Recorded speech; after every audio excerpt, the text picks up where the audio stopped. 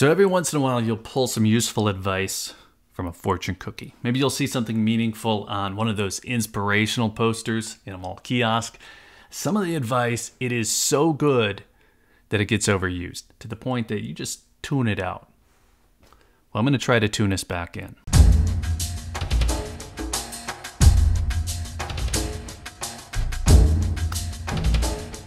It's better to be a warrior in a garden than a gardener in a war. Maybe you've heard that one before. It's a good one. I can't tell you where it comes from. A lot of people will say it's a Chinese proverb, and it also gets misattributed to Lao Tzu, Sun Tzu sometimes, but I don't think either of them actually wrote it. Miyamoto Musashi, he gets attributed to. He was a Japanese kensei in 16th century, but I think it was more his lifestyle than anything he ever said or wrote. So who knows? It's come up in a lot of different places. In the Roman times, we had si vis pacem parabellum. That was something that just came up in John Wick 4. That means if you want peace, prepare for war. And then Machiavelli in The Prince, he wrote, in times of peace, prepare for war. All of these are loose translations to English, but if you ask me, I think they're all relevant and they all just sound pretty cool. Before we get back to it, if you're looking for precious metals, hit up SD Bullion. New customers even get gold and silver for spot. It's sdbullion.com/new. This idea of being a warrior in a garden, it's pretty straightforward. The idea at the most basic level is just to be prepared ahead of time. I've been in martial arts most of my life, and this seems to be a favorite saying from instructors really in every style I've ever trained in, full contact or otherwise. I've heard it so much that it's almost lost its meaning, but as far as advice goes, I think that really it's some of the best. Sticking to the martial arts part for a minute here. In the studio, the ring, the cage, or whatever, the idea is that you train to be ready for violence, and only once you're ready for it do you have any control over a situation if it comes to that. Now, at that point, you can decide to walk away. Hopefully you're calm enough to make that choice. But if you aren't ready, if you're the gardener in the war, well, you don't have a choice. The situation controls you. When I started buying gold and silver, this was my specific justification. Just get prepared ahead of time. I think I've confessed here that I was a little bit in the preparedness rabbit hole in my early 30s and not down deep in the doom levels, just like I had a checklist of skills or resources that I thought a person should have, especially with a young family. I mean, having that first child, that will wake you up. So you go from being in your own little 3-foot world to thinking that there are 100 dumb ways to die. That's probably overly dramatic. So let's just say 100 dumb ways to get into trouble. But running out of cash in a flood or some kind of natural disaster, that wasn't going to be one of them. Hurricane Katrina, that was another eye-opener. A lot of things were really. It wasn't just the zombies or the EMPs from the TV shows, Red Dawn, Russian invasions. Natural disasters could catch you on your heels too.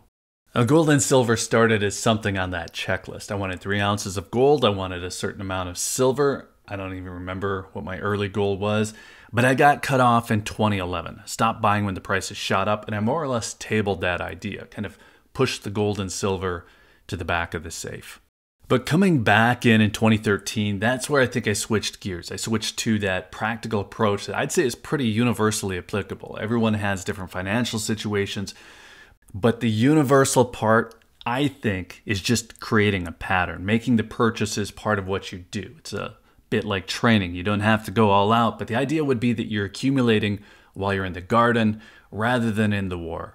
This won't be new if you've seen a few of my videos. I've talked about slow and steady purchase habits since my first video, I think, but I wonder if I forget sometimes to bring up the reason that I started. And that's not to pitch anyone on doing what I've done. It's just to give the full picture to someone who's either trying to decide if this is something that they should be doing or if it's something you might want to continue to do if you started in for a different reason, maybe even a wrong reason.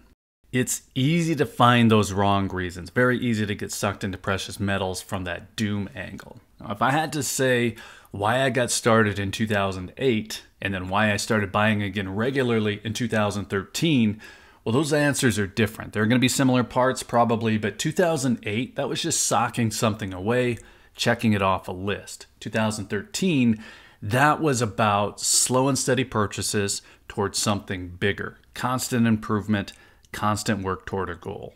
So where's this going? Well, The idea, at least the important part, is just to stick with it. A real quick story on the martial arts side.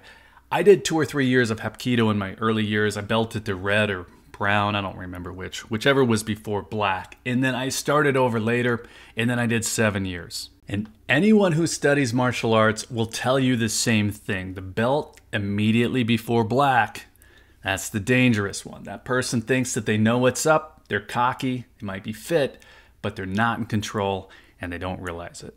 If someone is going to get hurt sparring, it's usually around that time. Now, I get it. Doesn't apply to BJJ here. I know purple belts and jiu-jitsu who are terrifying, and it's not because they haven't learned control. I know a few blue belts that are that way too, but for most others, the color belts, you're really just getting started.